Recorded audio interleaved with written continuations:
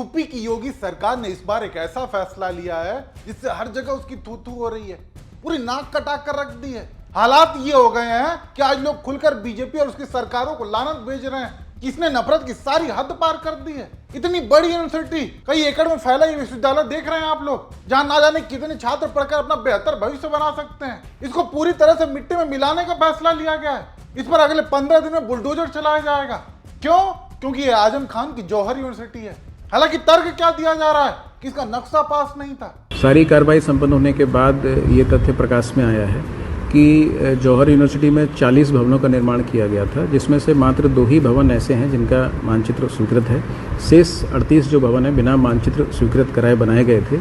इस प्रकार से इसको अवैध निर्माण पाया गया और उसके ध्वस्तीकरण का आदेश आज पारित कर दिया गया है। सुना आपने, नक्शा पास ना होने के चलते 40 में से 38 भवनों पर बुलडोजर चला दिया जाएगा। सोच देख रहे हैं आप लोग, क्या सरकार के पास इसको गिराने के अलावा कोई और विकल्प नहीं था? इतने बड़े बड़े भवन, क्या इस पर ऐसे ही बुलडोजर चला देना, क्या यही सबसे बेहतर फैसला है? या फिर और भी विकल्प थे लेकिन किसी और कारणवश पूरे यूनिवर्सिटी को बुलडोज करना इस सरकार को सबसे बेहतर विकल्प लगा?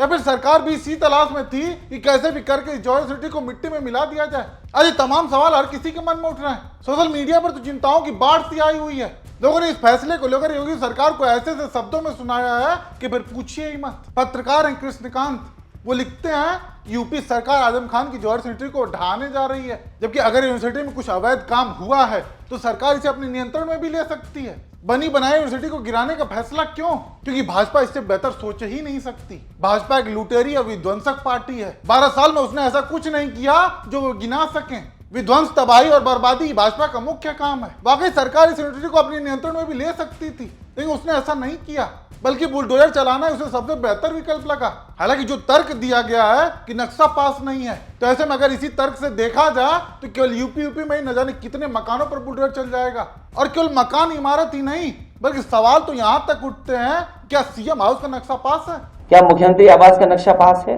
अगर नक्शा ही सवाल है तो सरकार ये बताए क्या मुख्यमंत्री आवास का नक्शा पास है, और कब पास हुआ था ये भी बता दें, कागज दिखा दें उसके।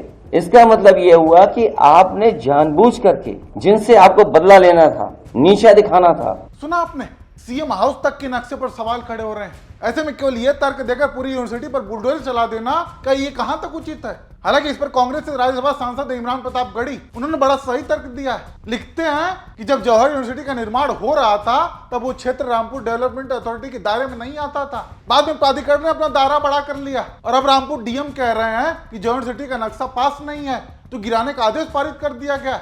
वैसे नक्शा तो इस देश की किसी यूनिवर्सिटी का पास नहीं है, तो क्या सारे विश्वविद्यालयों पर बुलडोजर चला दोगे? नक्शा तो इस देश की ज्यादातर डीएम ऑफिस का भी पास नहीं होगा, तो क्या सबको जमींदोज कर दोगे? ऐसे बेतुके और तानाशाही वाले आदेश पारित करते हुए इन अधिकारियों को सोचना चाहिए कि ये भी किसी ऐसी यूनिवर्सिटी से पढ़कर आए होंगे जहाँ का नक्शा पास नहीं होगा। शिक्षा के इतने बड़े संस्थान को बचाने के लिए सभ्य समाज को आगे आना होगा, वरना ये जालिम सरकारें कुछ भी महफूज नहीं रहने देंगी। वाकई जब नक्शे का हवाला देकर विश्वविद्यालय तक तोड़े जाने लगेंगे तो फिर बचेगा क्या? खैर, इसी पर आरजेडी की प्रवक्ता हैं प्रियंका भारती, वो लिखती हैं कि एनडीए सरकार ने आखिरी बार कौन सा कॉलेज, स्कूल या यूनिवर्सिटी बनाई थी, कुछ याद है?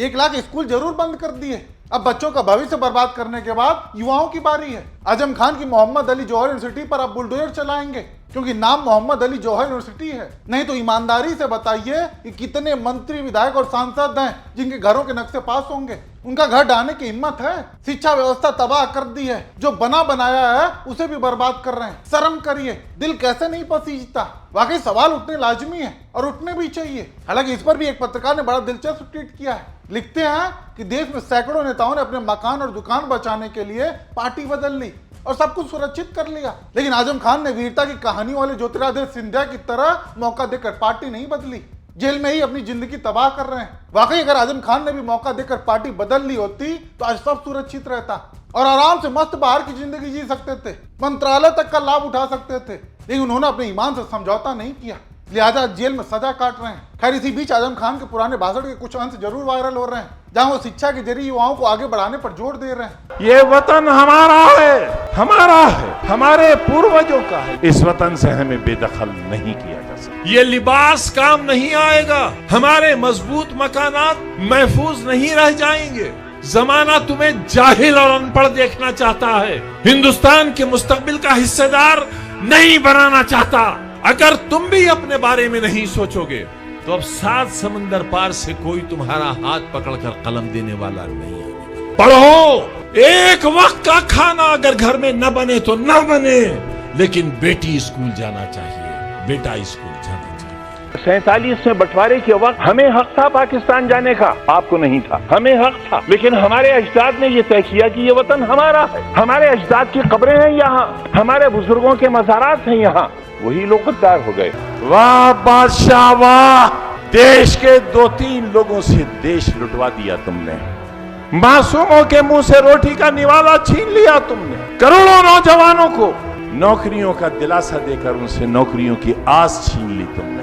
और जब देश में कोई सवाल उठा, मुसलमानों का नाम ले दिया तुमने। हिंदुओं और मुसलमानों, आओ एक नई जिंदगी की शुरुआत। रामपुर के हिंदू मुसलमानों, सिख ईसाइयों, मैंने ऐलानिया कहा है कि कोई एक शख्स ये इल्जाम लगा दे कि धर्म और जाति की बुनियाद पर मेरे कलम से या मेरी जुबान से किसी के साथ नाइंसाफी हुई है, मैं रामपुर वालों कभी तुम्हें अपनी शक्ल नहीं दिखाऊंगा। आजम खान के भाषणों के लोग कायल थे, सुनने वालों का हुजूम उमड़ता था, लेकिन देखते ही देखते समय जैसे जैसे बदला, सब कुछ बदल चुका है। पिता पुत्र दोनों जेल में हैं और अब उनकी बनाई धरोहरों पर धीरे धीरे बुलडोजर चलाने के फैसले लिए जा रहे हैं। खैर, इस पूरे घटनाक्रम को आप दर्शक कैसे देखते हैं, आप भी अपनी राय जरूर कमेंट करके बताइएगा।